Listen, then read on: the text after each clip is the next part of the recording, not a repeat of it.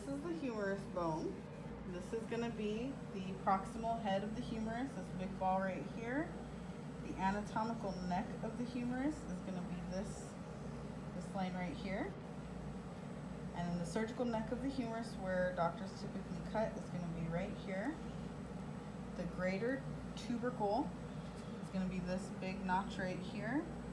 And you have the lesser tubercle, which is right here.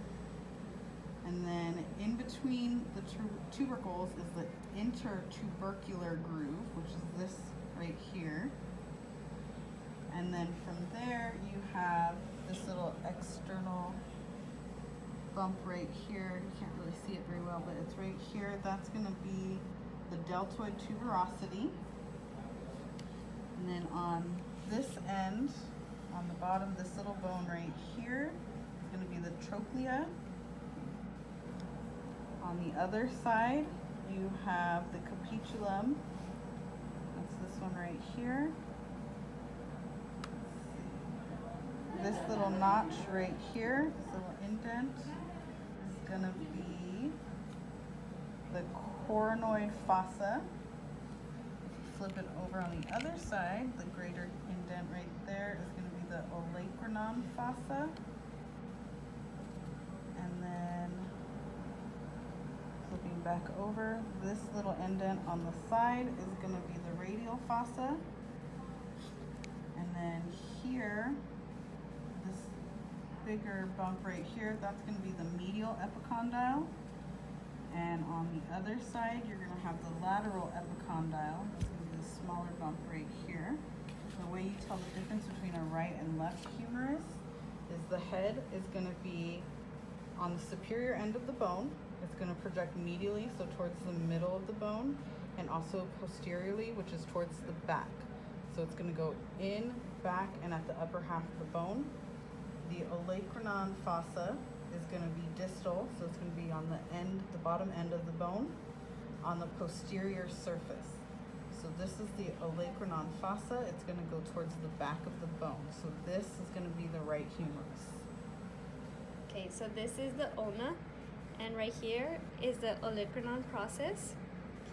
Right here is the coronoid process, and then in here is the trochlear notch, and then down here we have the radial notch, and then on the bottom we have the styloid process, and then for the radius we have the proximal head, and then right here we have the neck of the radius, and then this notch right here is the radial tuberosity, and then down here at the bottom we have the styloid process. So this is the hand. We're gonna start off with the carpals. This one is the scaphoid. This one is the lunate. This one is the triquetral. This is the pisiform. This one is the trapezium. This one is the trapezoid, the capitate, and the hamate. Next are the metacarpals, and it would go 1, 2, 3, 4, 5. Okay, for the phalanges, it's proximal, middle, and distal, but for the thumb, only has the proximal and the distal.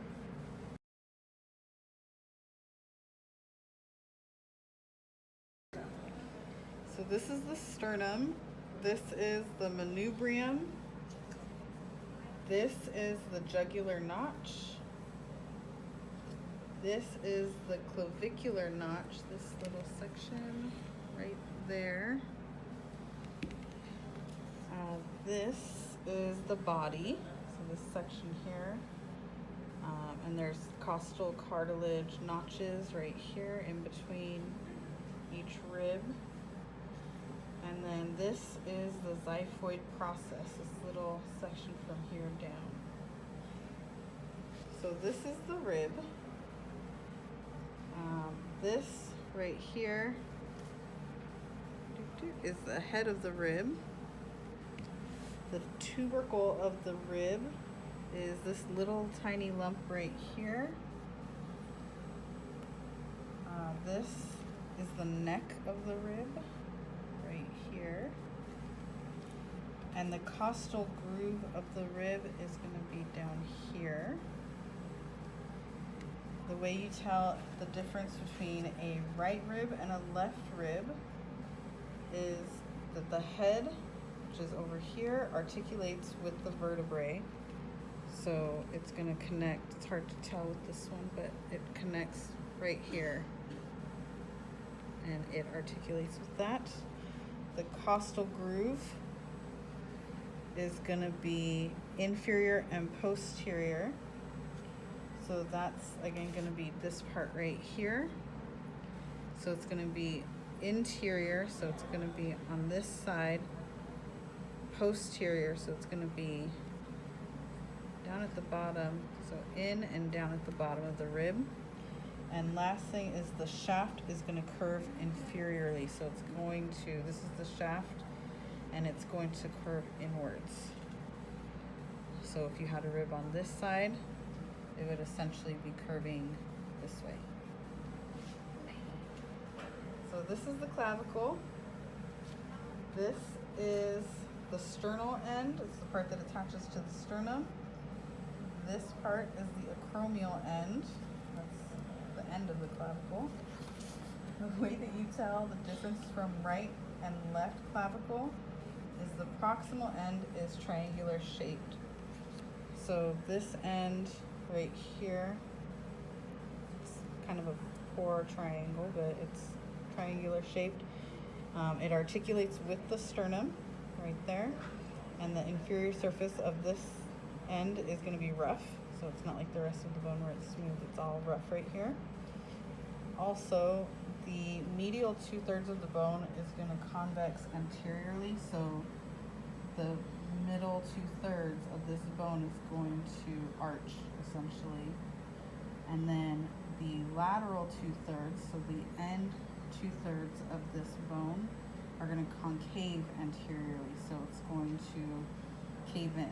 So you have the arch and then you have the cave in, and it'll do the same on that side. So this is the scapula.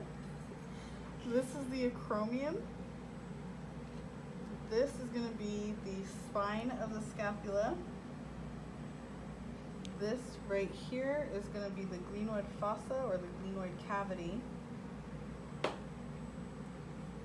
This section right here, this little edge, is going to be the coracoid process. This section here, this little groove right here, is going to be the supraspinous fossa. The inside is going to be the infraspinous fossa.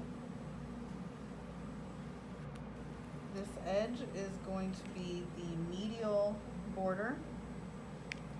On the inside, we have the lateral border. And up top, right here, we have the superior border.